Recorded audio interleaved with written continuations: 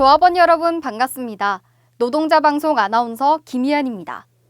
오늘부터 제가 한 주간의 노동조합 소식을 전해드릴 텐데요. 여러분 앞에 처음 서는 자리라 긴장도 되고 떨리기도 합니다. 하지만 조합원 여러분들의 알 권리를 충족시키고 현대차지부를 비롯한 모든 현장의 노동의제를 올바로 전달해야 하는 자리인 만큼 배우는 자세로 자신 있게 방송에 임하겠습니다. 조합원 여러분의 많은 성원 부탁드리며 이번 주 노동자 방송 시작하겠습니다.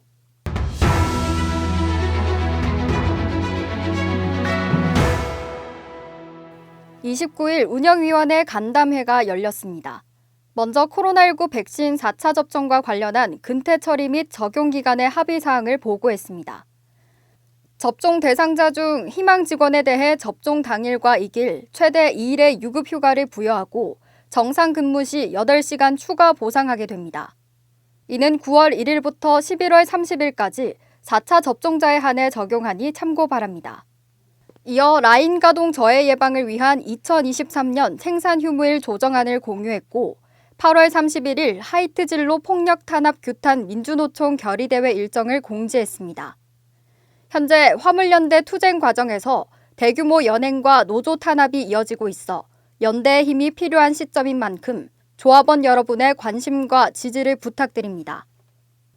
29일 제35-7차 울산 여성위원회 원래회의가 열렸습니다. 최용섭 수석부 지부장의 인사말로 시작한 회의는 지난 여성사업과 각 사업부별 보고사항 등 현장의 여성의제를 다루며 진행됐습니다.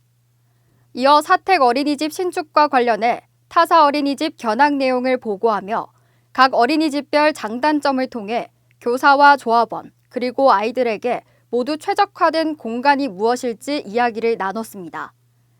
참여한 동지들은 사업부별 여성조합원 간담회에서 제안된 조합원들의 건의 내용을 하나하나 살펴보며 현장의 목소리에 공감하고 해결 방안을 마련하기 위해 논의했습니다. 29일 22년 1사분기 산업안전보건위원회 본회의가 열렸습니다.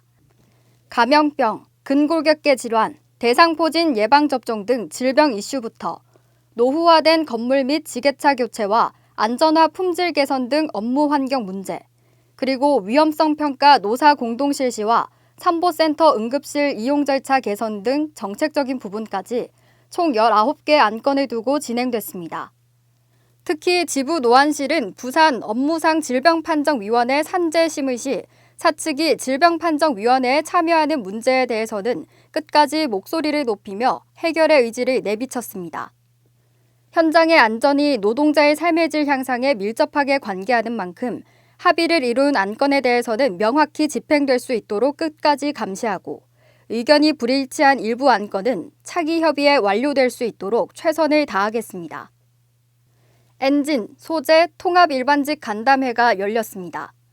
하영철 사무국장은 노동조합의 세대 간 갈등을 짚으며 이는 제도권 교육이 노동의제를 외면한 결과라고 분석했습니다. 이에 노동조합의 이해를 높이고 간극을 해소하는 교육이 진행될 수 있도록 검토할 것을 밝혔습니다. 이어진 질의응답에서는 식당과 기숙사 문제, 주거지원금 등 일상과 관련한 이슈들이 오갔고 일반직 조합원의 목소리를 더 들을 수 있는 기회를 만들어주길 요청했습니다.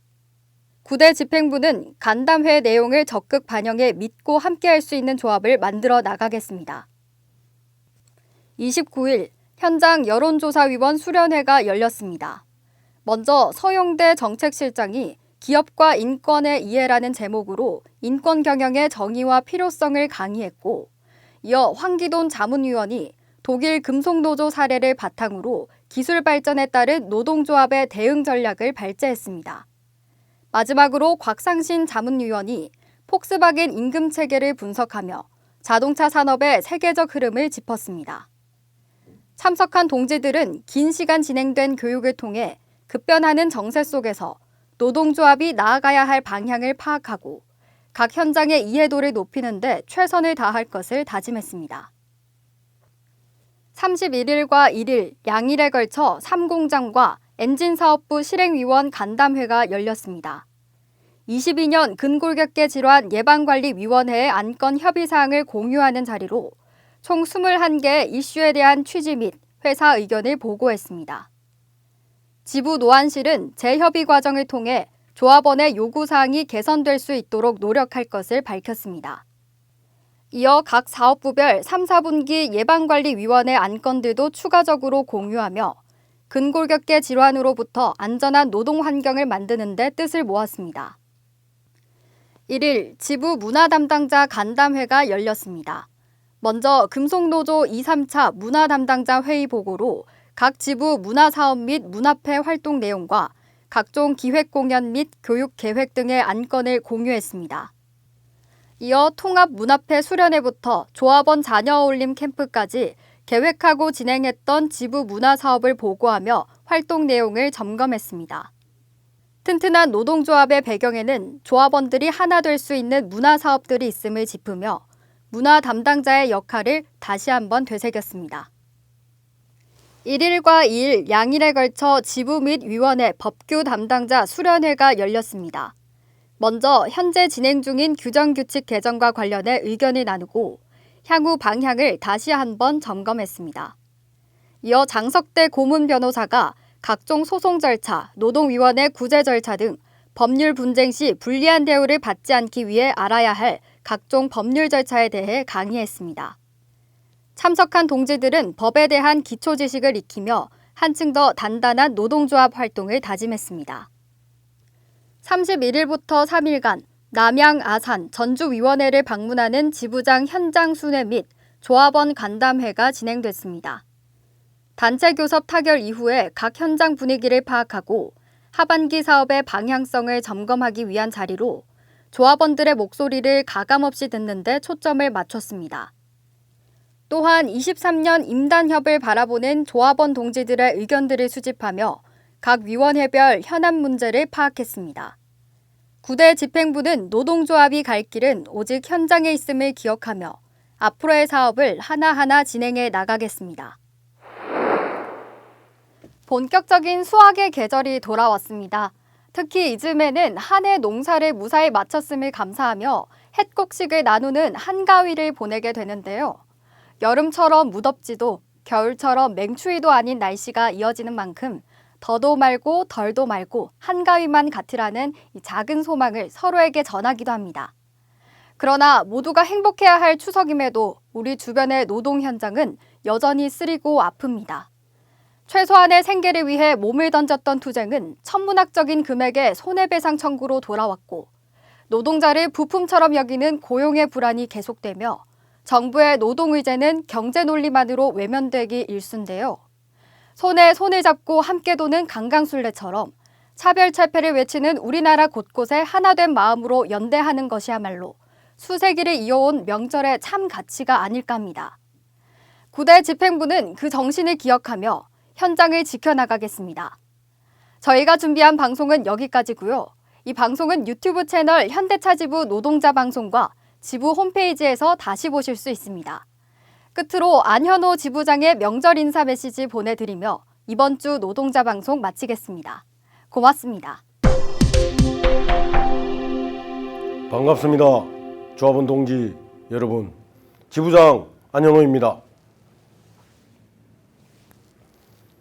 노동 현장 곳곳에서 고생하시는 46,000 조합원 동지 여러분, 코로나로 힘든 시기지만 시간은 흘러 어느덧 추석이 다가왔습니다.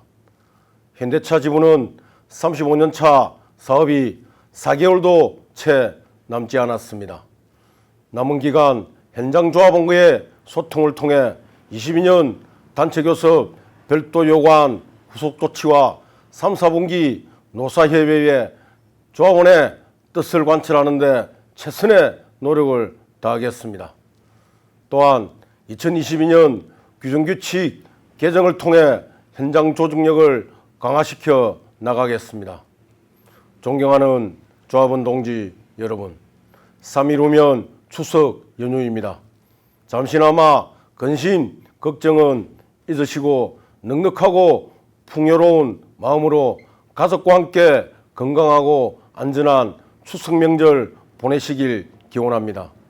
고향길 안전운행 하시고 건강한 모습으로 현장에서 뵙겠습니다. 고맙습니다.